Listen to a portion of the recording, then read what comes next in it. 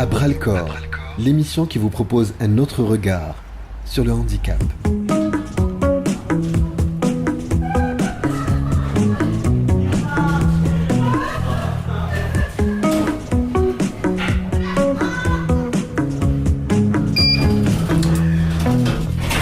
Bonjour à toutes et à tous, c'est une émission un peu spéciale que je vous propose aujourd'hui, une émission d'À bras-le-corps assez particulière vu qu'elle se passera dans les locaux d'Alger chez M3. Alors je suis au 6e étage, je descends au premier étage, là où se trouve la rédaction d'Alger chez M3.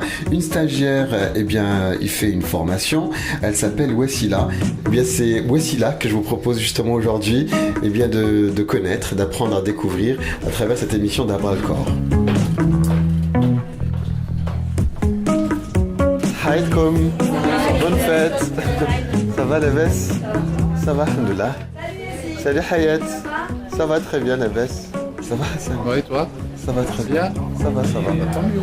Hassan, oui. Je suis à la recherche de Wassila. Wassila, il y a ces affaires-là, donc elle ne doit pas être loin. D'accord, ok. Je suis en train de faire un sujet sur Wassila. Très bien. D'accord. Il faut l'attraper dans les couloirs déjà. Elle a pris conscience de l'environnement où elle était et elle se débrouille très bien toute seule, donc il faut la chercher. Elle doit être peut-être à la cabine. Bon, je vais à la recherche de Wassila.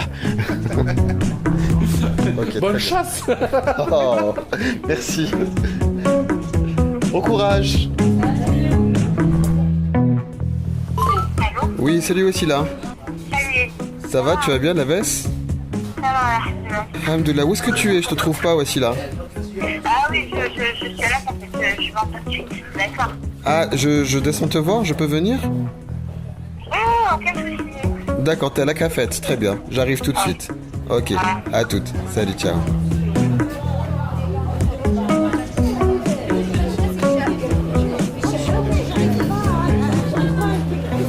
Salut. Ça va? Et toi? Labès? Labès, tu vas bien? Labès? Alhamdoulilah. Attends, je te fais la bise. Moi aussi. Voilà, comment ça va? Haïdek. Ça va, Yassine? Ça va et toi? La Peut-être je vais boisson prendre un fraîche. café. Allez, je vais prendre un café. Un café Ouais, léger.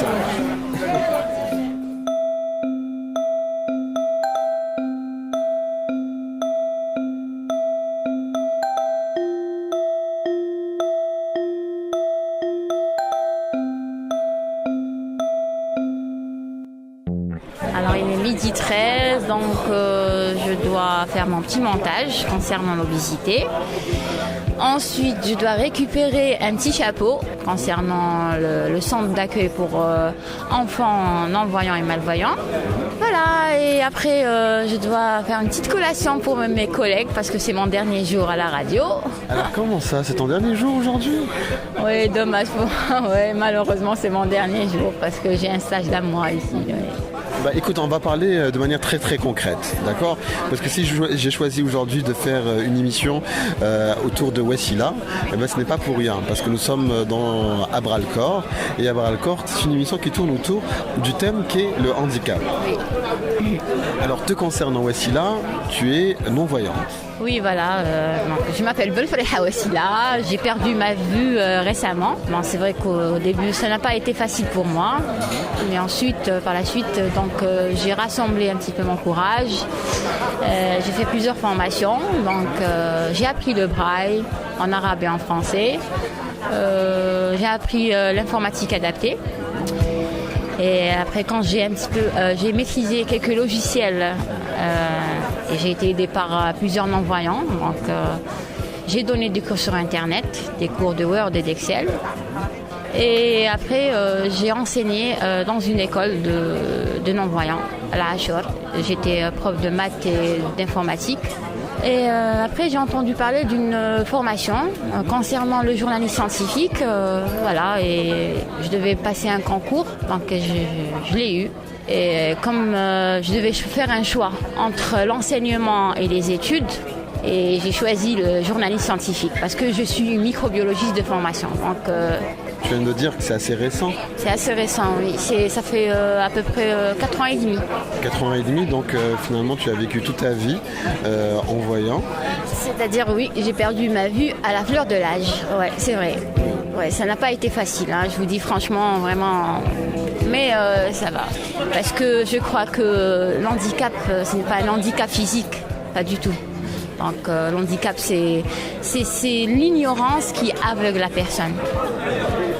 Et avec un peu de courage et confiance en soi, on peut surmonter les choses. C'est-à-dire, c'est vrai que c'est difficile à vivre, mais il faut prendre la vie du bon côté. La vie est belle, pour moi la vie est belle, je vous dis franchement.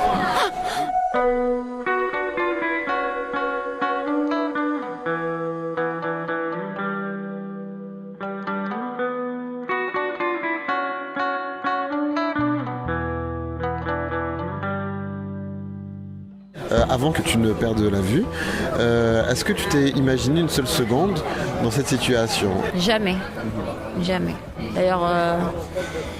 D'ailleurs, j'ai travaillé dans une polyclinique en tant que chef de laboratoire d'analyse médicale. Et la polyclinique était en face d'une école de non-voyants. Et je suis partie moi-même pour faire des vaccins à des enfants non-voyants.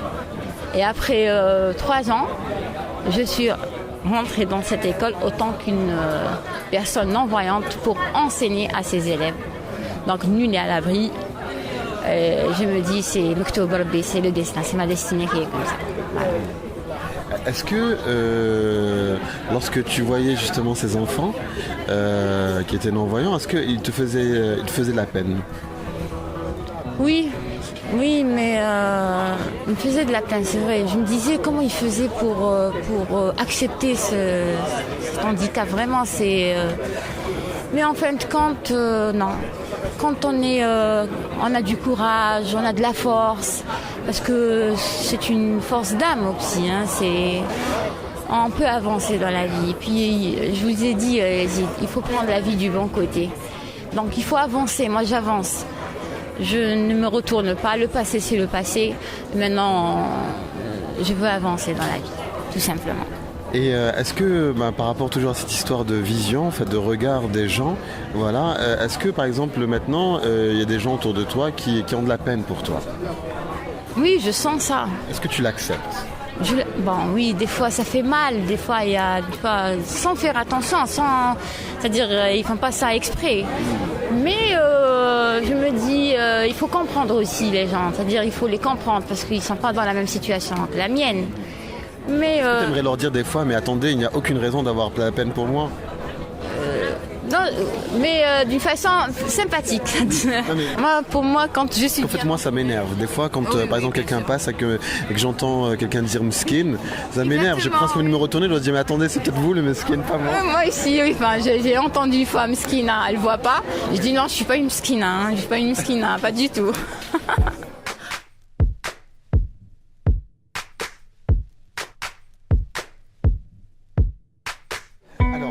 Maintenant, par rapport à la vie de tous les jours, comment ça se passe? C'est pas pour me vanter, mais je crois que je suis la fille la plus autonome chez moi. Chez moi, je me prends en charge, je range ma chambre, je range mes affaires, je fais le ménage, comme tout le monde, comme toutes les filles. Parce que tu as en fait, avant de perdre la vue, tu étais quelqu'un d'assez... tu étais une femme active, responsable, autonome, tu allais de l'avant, tu étais d'ailleurs... tu faisais quoi en fait? Tu étais assistante? Tu étais déléguée médicale? Non, je travaillais dans le laboratoire de police scientifique. J'étais une inspectrice de contrôle alimentaire et j'étais très sévère. C'était une femme de poigne. Ah oui. J'étais pas, j'étais pas très très gentille de mentale. Donc, t'étais stricte. J'étais vraiment stricte, voilà, stricte. Et voilà, et tout ce que tu as acquis pendant toutes ces années, en fait, tu ne voulais pas le perdre? Non, pas du tout. Et je tiens vraiment à transmettre mon savoir parce que moi, j'ai eu la chance, j'ai vu dans ma vie. Et quand j'ai enseigné des élèves non-voyants, et comme on doit faire appel à leur imagination, donc je crois que j'étais capable, pour transmettre le message, parce que c'est ça l'essentiel, c'est comment pouvoir transmettre le message à des enfants qui n'ont jamais vu. Il y a des enfants qui sont voyants de naissance. Donc, par exemple pour la géométrie, ils ne savent même pas comment dire, c'est quoi un cercle, c'est quoi un triangle.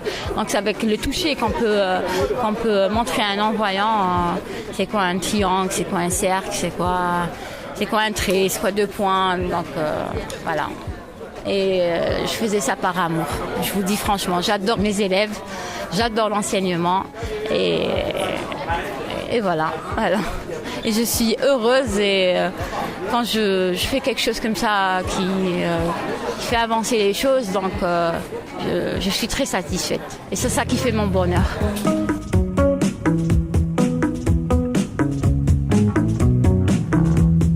Alors maintenant, par rapport au monde de la radio, donc ça fait un mois que tu es stagiaire ici à la radio, donc au niveau de la rédaction d'Alger Chaîne 3.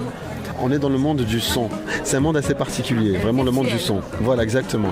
Est-ce que c'est un monde dans lequel tu t'es retrouvé? Moi, je vous dis sincèrement, Yazid, la radio, ça me plaît. Surtout à la radio Chaîne 3. Je trouve qu'il y a une bonne ambiance de travail. C'est un travail d'équipe. Et maintenant, j'ai appris c'est-à-dire comment faire un montage, comment rédiger un papier. Donc, je tiens vraiment à remercier Mohamed Saïm qui m'a encadré. Donc, j'ai appris beaucoup de choses avec lui. Je le remercie infiniment. Vraiment, ça me plaît. Alors, maintenant, je vais être très direct aussi par rapport à ta présence ici. Est-ce que ta présence en tant que futur journaliste, en tant que stagiaire journaliste, mais également en tant que personne non-voyante, est-ce que ça t'a demandé plus d'efforts que d'autres personnes? Oui, bien sûr. Mais est-ce que ça demandait aussi à ce que le poste que tu as occupé soit plus ou moins aménagé? Est-ce que tu as eu un traitement de faveur? J'aimerais savoir vraiment concrètement tout ça. Non. On t'a pas ménagé, c'est ce que je voulais te dire. Est-ce qu'on t'a ménagé? Non, ils m'ont pas ménagé, non, pas du tout. Non, j'ai d'ailleurs pour me déplacer, donc pour avoir un petit peu les repères, donc j'ai fait une petite séance de mobilité. Qu'est-ce qu'une séance de mobilité? C'est il y a mon professeur. Donc, on est venu un vendredi ici, donc c'était un petit peu vide. Et elle m'a donné un petit peu les points de repère, c'est pour me repérer, pour pouvoir me déplacer toute seule, avec une canne bien sûr. Donc voilà, maintenant je peux me déplacer de la salle de rédaction pour aller à la salle de montage, pour prendre l'ascenseur. Une fois que c'est fait, demander à une personne de t'accompagner, c'est un peu aussi. Je trouve que j'aime pas en abuser trop de. Alors ça c'est par rapport au déplacement, c'est fait, check. Alors maintenant par rapport au boulot proprement dit. Oui. Alors par rapport justement à ton travail en tant que journaliste, donc rédiger une dépêche, faire un sujet, faire un reportage, concrètement comment ça s'est passé? Comme je fais du journalisme scientifique, donc je suis une journaliste scientifique dans le domaine scientifique. Donc je choisis toujours les sujets scientifiques. Donc j'ai fait un petit reportage. Je suis sortie sur terrain. J'ai interrogé pas mal de personnes. C'était de voir un petit peu est-ce que le braille existe toujours par rapport à l'informatique adaptée, parce que je crois que le logiciel JAWS, c'est un logiciel de revue d'écran. Donc il a un petit peu remplacé le braille. Donc on peut dire que c'est le braille des temps modernes pour les déficients visuels. C'est le futur du braille. Voilà, c'est le futur du braille. Donc j'ai commencé par ce reportage et mon encadreur m'a montré un petit peu les techniques, parce que je ne suis pas encore vraiment une... Est-ce que selon lui, ça lui a demandé plus de temps ou c'est pareil par rapport aux autres? Par rapport, il faut lui demander à lui. On va lui demander alors. On va lui demander parce que je sais pas, je peux pas vous répondre. Il y a Mohamed Saïm qui arrive justement. Il est juste là, il est à côté. Comment ça va? Ça va, Thomas, ça se passe bien? On est en train de dire du mal de toi. J'imagine que non. Ça, c'est pas vrai. Ni toi, ni Wassila. Ça, c'est clair. Ça m'étonnerait. Voilà, alors il s'avère que c'est le dernier jour de stage de Wassila ici à la chaîne 3. Absolument. Oui, alors c'est aussi l'occasion l'occasion d'apprendre à connaître Wassila à travers son monde, son univers, mais aussi à travers son handicap. Et c'est aussi l'occasion de faire un petit bilan par rapport à ce mois passé au niveau de la rédaction de la chaîne 3. Et d'après elle, tu as joué un grand rôle dans cet apprentissage justement. Ça c'est Wassila qui le dit. Alors avant de répondre, Oui. c'est que vous êtes en train de prendre des cafés. Oui. J'aurais voulu avoir un petit café avant, c'est la condition. Non, je rigole. Non, mais c'est vrai que parlant de Wassila, c'est vrai, donc ça fait pratiquement un mois qu'elle a donc passé au niveau de la rédaction de la chaîne 3. Oui. C'est quelqu'un qui travaille, c'est quelqu'un qui en veut. Et vous avez parlé, Yazid, d'handicap. Je pense que non. Elle n'a pas d'handicap, Wassila. Wassila a fait son travail comme tout le monde, au niveau de la rédaction. Peut-être un peu plus que les autres. J'imagine plus. Pourquoi ? Je vais faire une petite comparaison entre le travail qu'elle a fait en tant que, je vais dire peut-être même pas débutante, en tant que stagiaire. Comparé par exemple à moi quand j'ai débuté à la chaîne 3, il m'a fallu quand même, je vais dire peut-être 4-5 mois pour commencer à vraiment réaliser un petit reportage, un petit emballé, faire un entretien. Et bien Wassila l'a fait, je me rappelle, c'est vrai qu'on a travaillé ensemble, elle a fait un reportage en l'espace de 2 jours pour quelqu'un qui n'est même pas débutant, qui est stagiaire. Donc c'est vrai, c'est quelqu'un qui en veut. La radio, Yazid, tu es aussi bien placé pour confirmer ce que je vais dire. Au niveau de la radio, c'est vrai qu'on a besoin d'être encadré. Donc, encadré finalement, c'est pour apprendre quelques techniques. Voilà. Sinon, le reste, elle l'a. La langue, elle l'a. Les notions j'allais dire, de journalisme, journalistique, elle les a, ces notions. Donc, il restait un peu le côté technique. Côté technique, c'est lui expliquer c'est quoi un reportage, voir le timing, combien d'intervenants il faut dans le reportage, c'est quoi le concept du reportage, c'est quoi le concept de l'entretien.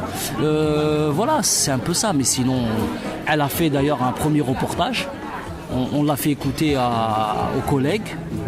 La plupart étaient vraiment très impressionnés.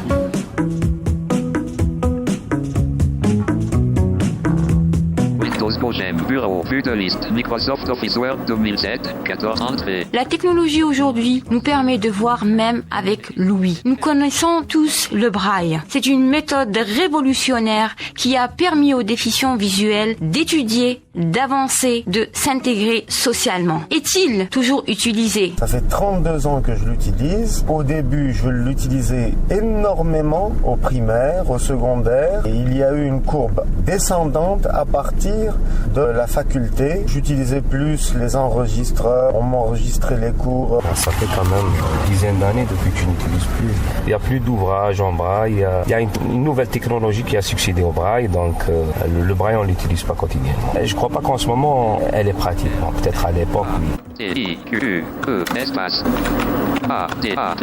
Si le braille a été utile pour les déficients visuels depuis son invention, aujourd'hui il a ses inconvénients. Nazim Assi, non-voyant, enseignant en droit constitutionnel. Il s'avère contraignant. Le braille a ses avantages, mais il a aussi ses inconvénients. Si je devais donner un ordre de grandeur, nous avons en Algérie transcrit le Coran. Nous avons 6 gros volumes pour le Coran. Donc il faut trouver vraiment de la place pour mettre ces livres-là encore. C'est encombrant. Il fallait donc penser à plus d'avantages, facilités. Pour cela, la technologie JAWS et le braille des temps modernes pour les déficients visuels. Il lit, écrit, assiste le déficient visuel. Rachidi Four, non-voyant, maître avocat. Le JAWS, c'est un logiciel, donc en quelque sorte qui fait tout pour un non-voyant. C'est un logiciel qui nous lit tout, qui nous dit qu'est-ce qu'il y a à l'écran et qui nous guide. Vous vous sentez autonome. Voilà, il y a une autonomie qui s'est installée et ça fait vraiment plaisir. C'est dire, cette nouvelle technologie a transformé de manière extraordinaire la vie des déficients visuels. Zone de liste déroulante et d'édition style de police normale. Utilisez les touches fléchées pour défiler. Appuyez sur CTRL plus tab, H tab. moi-même, je l'ai dit, je suis en situation de handicap et j'ai trouvé qu'en fait le monde de la radio est un métier dans lequel j'ai pu m'épanouir parce que on n'est pas dans le paraître, les gens ne nous regardent pas, on arrive à montrer réellement de quoi on est capable en mettant de côté toutes les différences liées en fait au physique. Est-ce que ce serait pas aussi, te concernant, un monde dans lequel tu pourrais te retrouver, Wassila? Même sentiment, c'est vrai. Je me suis jamais sentie une handicapée à la radio Chaîne 3. Pas du tout. Alors là. Mais je pense qu'il n'y a pas de handicap. Je crois qu'Yazid, tu parlais de ta personne. J'écoute le travail que tu fais, c'est pas pour te jeter des fleurs. Tu fais du bon travail, tu fais un excellent travail. Ça se sent à l'antenne, tout le monde connaît Yazid, d'accord? Voici là, c'est la même chose, tu vois? Donc, à mon avis, déjà dans ce métier, il n'y a pas de handicap.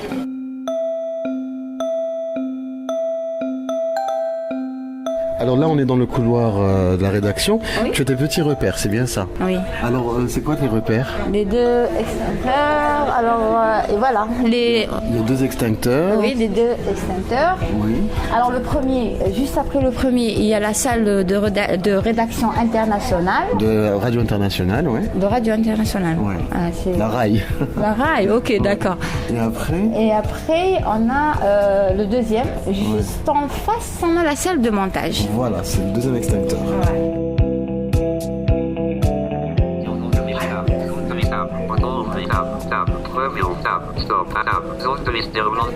Mais c'est bizarre en fait, parce que vraiment on a l'impression qu'il parle une autre langue. Ah bon? Enfin, j'ai du mal vraiment à déchiffrer ce qui... T'arrivais à saisir ce qu'il disait, le logiciel? Oui, parce que non, je suis en train de faire table, c'est pour passer au titre suivant. Donc, en fait, c'est pour énumérer, en quelque sorte, pas énumérer, mais oui. En quelque sorte, il lit la liste voilà, de tout ce qui apparaît sur l'ordinateur. Oui, il lit une revue d'écran, c'est-à-dire il lit tout ce qu'il y a sur l'écran. D'accord. C'est pour ça on connaît mieux, enfin les non-voyants, c'est-à-dire ils connaissent mieux les termes informatique, comme un bouton radio, comme une case à cocher. Alors parce que les voyants, donc ils cliquent. Mais nous, on doit connaître qu'est-ce que ça veut dire un bouton radio, qu'est-ce que ça veut dire une case à cocher. Donc c'est pour ça on a pris l'habitude de travailler comme ça. On y va? Alors, tu m'aides? Bien sûr. Allez. Très bien. Allez, j'en vais s'aider mutuellement. On y va, on va au studio. Alors on va prendre l'ascenseur. C'est toi, en fait c'est toi qui me pousse, hein, je tenais à le dire parce que c'est de la radio. C'est toi qui me pousse et moi je suis en train de guider, c'est tout. Alors, rentre la première, vas-y Wassila. Ah normal. On est dans un reportage justement. Vas-y rentre Wassila. Rentre à l'ascenseur. Non fais-les, c'est bon. T'as vu un peu ce qui s'est passé là au moment d'entrer dans l'ascenseur? Oui. C'est des gens qui voulaient aider, etc. Qui insistent, oui. Mais c'était limite agressif. Oui, exactement, oui. C'est-à-dire que nous, on voulait prendre l'ascenseur le plus normalement du monde. On s'est retrouvé un peu dans la gêne. Oui. Ouais. Ça arrive très souvent? Oui. Il faut savoir gérer ça, c'est tout. Et tu cèdes la plupart du temps? Oui. On est tellement... Tu les laisses t'aider. Exactement. Oui. Je me dis, c'est gentil de leur part, hein, donc faut pas refuser. Alors là, il faut encore avancer aussi. Oui, ok, d'accord. Là, je passe à la deuxième vitesse parce que là, on va arriver demain matin là-bas. Allez plus vite. Allez plus vite, voilà, exactement. Il n'y a pas de policier, c'est bon. Ça, c'est l'entrée du studio. Et il y a Myriam Abdou qui sort du studio. Comment ça va, Myriam? Ça va, merci. Bonjour, Myriam. Haïdek, c'est mec, merci. Voilà, le sport c'est fini. C'est fini. On peut disposer. Non, c'est à vous, faites. Allez, très bien. Tu le liquides là, tu liquides le sport. Non, vous êtes chez vous, faites comme si que. On va parler d'obésité tout de suite. Ça vous intéresse? Je m'appelle Boukercha. Je porte bien mon nom quand même. Donc maintenant, tu sais ce qu'il te reste à faire. Oui, donc, je commence. C'est parti. Ok. On assiste à une véritable épidémie de surpoids et d'obésité. La balance se penche du côté des femmes, 53% contre 36% des hommes obèses, selon l'OMS, un phénomène inquiétant. Le surpoids peut engendrer des maladies graves, notamment les maladies cardiovasculaires et les maladies respiratoires. Comment savoir si on est en surpoids ou obèse? Anissa Reney, nutritionniste. L'obésité, c'est lorsque l'IMC, ce qu'on appelle, c'est l'indice de masse corporelle, il dépasse les 25. Alors, l'indice de masse corporelle, c'est le rapport poids-taille de la personne. Lorsqu'il dépasse 25, on dit que cette personne est en surpoids. Alors, s'il dépasse 30, par contre, là, on peut dire que c'est une personne obèse. Une alimentation riche en gras et en sucre, le manque d'activité physique sont deux des facteurs pointés du doigt. C'est vrai que les gens ont tendance maintenant à ne plus bouger vraiment. On prend beaucoup sa voiture, on ne fait pas de sport, on ne fait pas d'activité. Donc, c'est surtout la sédentarité. Et en même temps, un apport élevé en nourriture qui est malsaine. Bah, la nourriture malsaine, c'est tout ce qui est les fast-food, les sucreries. Les gens ont tendance à s'alimenter que par ces choses-là. On se contente d'aller vers le fast-food le plus proche. C'est des aliments qui sont très gras et donc ceci favorise l'obésité. Il faut savoir que les produits anti-obésité, dits miracles, n'existent pas. Rien ne vaut une alimentation saine, équilibrée, une activité physique régulière et surtout une bonne dose de volonté. La radio Sciences 3, vraiment, c'est une excellente radio. C'est une école et le personnel est très sympathique, très serviable. Je vous dis merci du fond du cœur. Voilà.